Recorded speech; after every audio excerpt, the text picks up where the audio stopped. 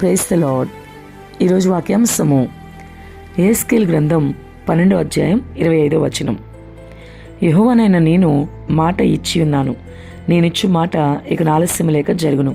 ఆమేన్, హల్లెలూయా. ప్రభు ఈ వాక్య భాగం నుండి ఈరోజు మనతో ఏం మాట్లాడుతున్నారో చూద్దాం. నిజంగా యెహెజ్కేలు గ్రంథం నుంచి ఒక చక్కని మాట ప్రభు ఈరోజు మాట్లాడుతూ, సహోదరి సహోదరుడా, నేను ఎంతగానో ధైర్యపరుస్తున్నారు. యెహోవానైన నేను మాట ఇచ్చుచున్నాను అంటున్నాడు ఆయన. నిజమే, మాటిస్తే నమ్మదగిన దేవుడు, మాట ఇచ్చిన దేవుడు నమ్మదగినవాడు, వాగ్దానం చేసినవాడు నమ్మదగినవాడు. మనుషుడు కాదు ఆయన నమ్మదగినవాడిగా ఉండడానికి. నీవైతే మనుషుడు కాబట్టి మాటికి ప్రభువుకి అనేకసార్లు మాటిచ్చి తప్పిపోయి ఉండొచ్చు. అనేక విషయాలు అనేకసార్లు నువ్వు తప్పిపోయావు. ప్రభువుకి మాట ఇచ్చి కూడా నమ్మకంగా ఉండలేకపోయావు. కానీ ప్రభు అయితే నీ పక్షంగా అలా ఉండడు. యెహోవానైన నేను మాట ఇచ్చుచున్నాను అంటున్నాడు ఆయన.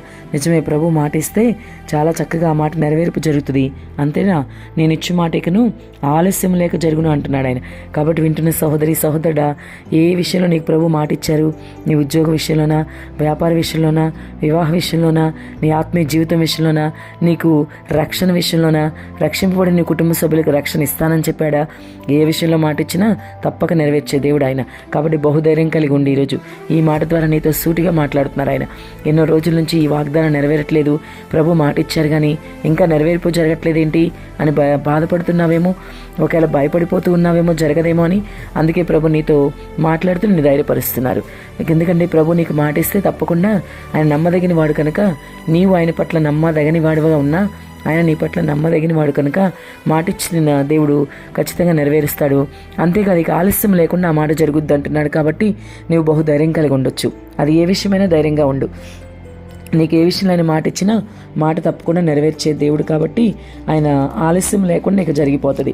ఇప్పటి వరకు ప్రార్థించావు, ఇప్పుడు ప్రార్థన చేయడం మానేసావేమో, ఒకవేళ ఇంకా జరగట్లేదు ఎందుకులే అని మానేసావేమో, ఇప్పటికైనా మళ్ళీ ప్రార్థించడం మొదలుపెట్టు. లేఖనాల్లో గమనిస్తే ప్రభువు యెహెజ్కేలు గ్రంథంలో ప్రవక్త ద్వారా అలనాటి ఇశ్రాయేలుతో ఈ విధంగా చెప్తున్నాడు. అంతేకాదు, వారు తిరుగుబాటు చేసేవారని కూడా ప్రభు వారిని బట్టి బాధపడుచున్నాడు. నేను ఇచ్చి మాట ఇక ఆలస్యం లేక జరుగునని అలనాటి తన జనాంగంతో ప్రభు మాట్లాడుతూ ఉన్నారు. కానీ అలనాటి ఇశ్రాయేలుతో కాదు, కానీ ఈరోజు నీతో నాతో అందరితో కూడా ప్రభు చెప్తున్న మాట అదే. నేను ఇచ్చు మాట తప్పకుండా ఆలస్యం లేకుండా జరుగుద్ది అని ప్రభు చెప్తున్నారు. కాబట్టి ప్రభు యొక్క మాటను బట్టి మిత్రమా, ఈరోజు నువ్వు ధైర్యంగా ఉండు. చాలా కాలం నుంచి ఒక పని జరగట్లేదని ఎదురు చూస్తున్నావేమో, చాలా రోజుల నుంచి ఒక విషయంలో నువ్వు విజయం పొందుకోవాలని ఆశపడుచున్నావేమో, తప్పకుండా ప్రభు నీకు సహాయం చేస్తారు. నీకు విజయం ఇచ్చే దేవుడే. ఎప్పటి నుంచో నువ్వు ఎదురు చూస్తున్నప్పటికీ రెప్పపాటు నీకు కార్యం జరగబోతోంది. అది నిజంగానే జరుగుతుంది. ఆలస్యం లేదు, ఇక ఆయన మాట ఇస్తే తప్పక నెరవేరుస్తాడు. కాబట్టి ఇక ఆలస్యం లేక జరుగుతుంది. కాబట్టి ధైర్యం తెచ్చుకో. ఇంతవరకు ఆలస్యమైందని బాధపడినా ఇక మీద ధైర్యంగా ఉండు. ఆలస్యమైన నీకు మంచి చేసే దేవుడు ఆయన. ఆలస్యమైనా సరే మంచి ఈవులు నీకు ఇస్తాడు ఆయన. మరి తన బిడ్డలకి శ్రేష్టమైనది ఇవ్వాలని ఆయన కోరుకుంటాడు. ఆ ప్రాసెస్లో, అనగా ఆ ప్రక్రియలో ఒక్కోసారి ఆలస్యమైనా నీకు మంచిదే ఇస్తాడు. కాబట్టి ధైర్యం కలిగి ఉండు. మనుషులైతే నిన్ను మోసం చేయవచ్చు, కానీ ప్రభు ఎంత మాత్రం నిన్ను మోసం చేయడు. నీకు ఇచ్చిన మాట నెరవేర్పు దినాలు వచ్చేసినాయి. ఇక ఆలస్యం లేకుండా ధైర్యంగా ఉండు. ఆలస్యం లేకుండా అది జరుగుతుంది. ప్రభు ఖచ్చితంగా నీకు ఇచ్చిన మాటను నెరవేర్చగల సమర్థుడు. కాబట్టి నమ్మి ధైర్యంగా ఉండు. ఇంకెన్నటికీ భయపడకు. నీకేదైతే వాగ్దానం చేశారో అది నెరవేర్పు దినం దగ్గరికి వచ్చేసింది. ధైర్యం కలిగి ఇంకా నీ ప్రభువుని మహింపరచు. ఆమెన్.